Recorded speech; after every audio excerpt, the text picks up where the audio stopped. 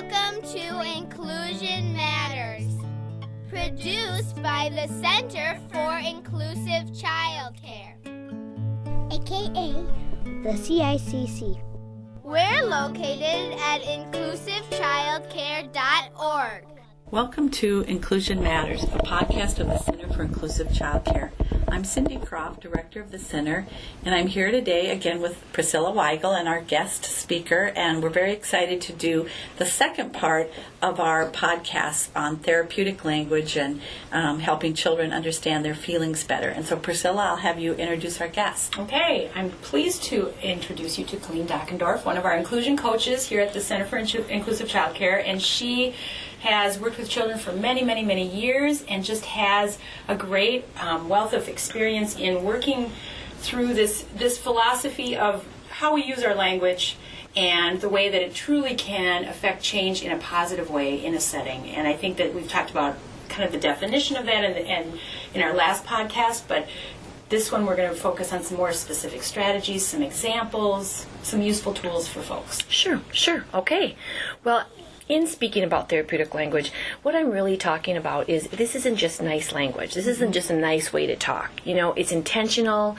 It's naming and taming some behaviors that we experience with children. It's narrating. It's interpreting kind of what's happening around us and around our children. And it's about wondering out loud. Mm-hmm. And when we say therapeutic language, I'm not saying that this is a qualified, kind of piece of work as much as it is we are joining children. Mm-hmm. And I love that. Joining. Yeah, we're joining them, and this what makes it therapeutic, and it's something. It's a philosophy that you can hold on to. Mm-hmm. It's a way you choose to talk. It's an intentional way of being with children, and I feel like, we've all come into this, we all are at a different, work experience, Sure, we all come from different places. We all have different, number of years under our belt doing this work. Right. But this is something that anyone can begin to embrace. Yeah. It's something that all of a sudden the light bulb goes out, like, I'm going to try this. Or I've been doing this for years, but that's what it's called, or that's how I've been doing it. Mm-hmm. So I like to kind of feel like it's intentional, but it's also thought is thought. Exactly. It's a meaningful way to work with children. Mm-hmm. So creating that understanding with children. Great. That's a great introduction and way to frame it for our listeners who may be unfamiliar with the terminology. Right. An example of using therapeutic language or joining could be any play situation. Right. It could be any learning situation. It doesn't have to just be surrounded around challenging behavior. Mm-hmm. Therapeutic work and language and a being is really how it's a comfortable way of life, when you're kind of on this regulated place. But for example, two children are playing with Play-Doh. Mm-hmm.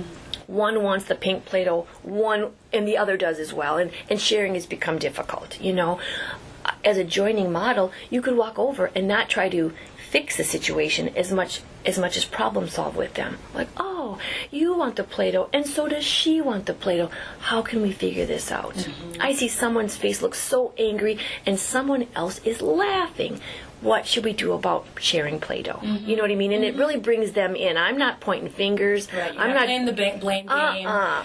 I'm not doing any detective work. Right. Who had it first? Right. Let's put it in reference that way. As much as like, oh, something's happened. Let's figure it out. Mm-hmm. That's a therapeutic joining kind of way of working. Instead of you taking the Play-Doh, cutting it in half, and giving them each a piece. Right. Because then you'd be solving it. And then what skills would you be teaching those? Exactly. And they may get to that. Mm-hmm. I mean, oftentimes they want to say in what's going on. Right. You know what I mean? If I'm not giving any or practicing any way of offering the control back, then we do dig our heels in. Then the child does not feel heard or understood. Right. But if you're able to go, let's do this together. Mm-hmm. It really is powerful. Right. And I didn't have to say consequences, and I didn't have to, if you don't, kind of language. It was more about, let's do this together. Mm-hmm. And wonder. I wonder. Yeah.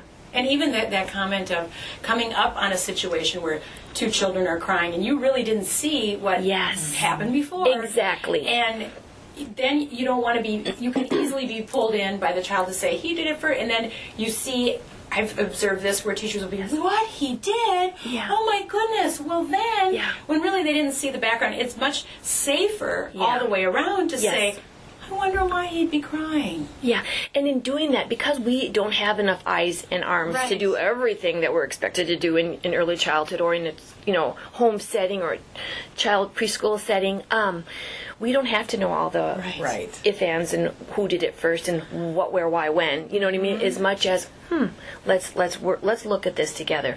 You had triggered my memory for just a second there when we also develop little liars if we ask for too many details. I was just gonna say that, yeah. And really what we're doing with the wondering and the then you'll notice a change in the whole environment. And that's something else we want to touch on too, is how this use of your words and your calm can change the whole environment. Right. Well, and I was also thinking as you were speaking, it allows you the opportunity to be better regulated too, because when you get pulled into who said what, and you can often become also over aroused in that whole situation. Sure. But when you're not getting pulled into the who did what when and all the emotion of it, then you can stay better regulated. And we want our children to know rights from wrongs. We do. Right. But first we just want them to be able to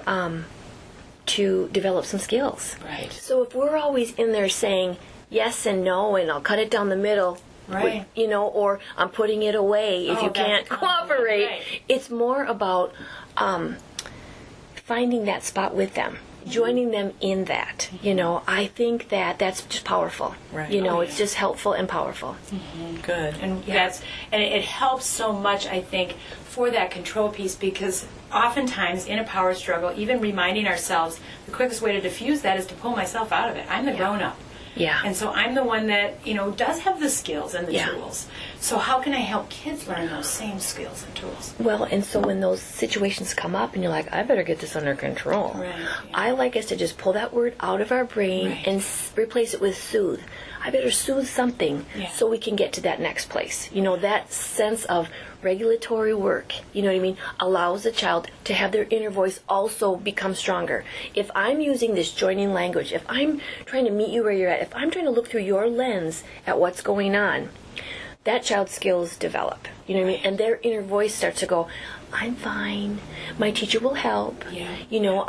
I can tell by her voice that this is something I can do. You know what I mean? All that regulatory stuff just kind of just flows back into them. Exactly. And I get it. We're human and we can't always have everything in order. You know what I mean? But here's the thing. When you do not have to answer right away. You can say, when kids are arguing about Play-Doh, a teacher has to think for a moment. Yeah. What should I do? What can we do? I feel like if we're under and this is for parents as well. When you feel like, I have to do something immediately, that's when we might say something like, you can't ride your bike for a year. Yeah. You know what I mean? You might throw out something in there. Follow through with that? No. That is less helpful, Yes. So if you feel like, and I feel like we say those things when we become dysregulated, like, emergency, high alert, I must do something, But if we're like, okay, hold on. If I soothe the situation for all of us, we can get there, And we can maybe just take some of the pressure off this timeline to make sure everyone's doing it today. Well, and I'm hearing from you a strategy, as well as some of the other stuff you're saying, is even just the way your voice is used, the tone, makes a big difference. Totally. Even if you don't have the answer, just how you're expressing makes a big difference. Exactly. In how the response of the children will be I think facilitated. You're right. Sometimes words don't come fast enough. Just staying near, just being present, just holding on for a little bit. You know what I mean? It helps all of us kind of lose some of that vulnerability of doing what we should or what we shouldn't. Exactly. And allow us to, not make a decision that we're going to either wish we didn't or say something that I wish I wouldn't have. It's more about, when I join, this is solely for the child.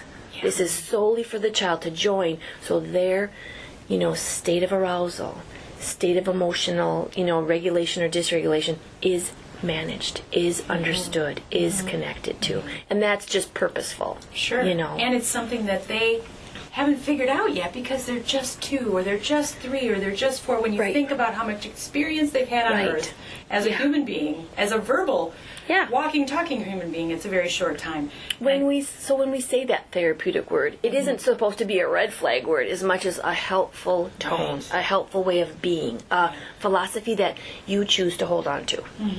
So how could people listening practice that if it's sort of unfamiliar to them? Right, right. Well, I think part of it would be to give yourself some opportunity to think about what works and what doesn't. You know, what tone do you feel comfortable with? What in your earlier experiences worked and didn't? You know what I mean? Because we do fall back on what we know or what we've been exposed to or what we... So this is stepping out of the box for me. Yeah. You know what I mean? I think you need to take some time and wonder or think or imagine what you would love this to be for some other child, what you would love it to be in your classroom, what kind of environment do you wish you could create, you know? And I think language is powerful.